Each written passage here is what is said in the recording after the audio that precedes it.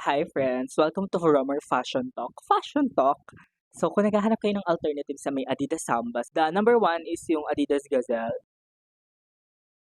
and yung Spezial. Then nakakita ko ng another alternative which is, so eto siya. Wala na akong masabi. Basta ang masabi ko lang sa kanya, cheaper siya kaysa sa mga Adidas Samba. Actually kung gusto niyo ng Adidas Samba, kung gusto niyo maka-score, yung friend ko nag-recommend siya sa'kin ng website sa may Foot Locker. Ang sabi niya sa'kin, tuwing 12 PM daw or 12 AM, laging may stock daw dun ng Adidas Samba OG. Usually kasi ang hirap makahanap ng size nun. Bakit nagkagano'n? Balik tayo sa topic. Sabi ko lang sobrang comfy niya. Mas comfy pa 'to kaysa sa may Spezial.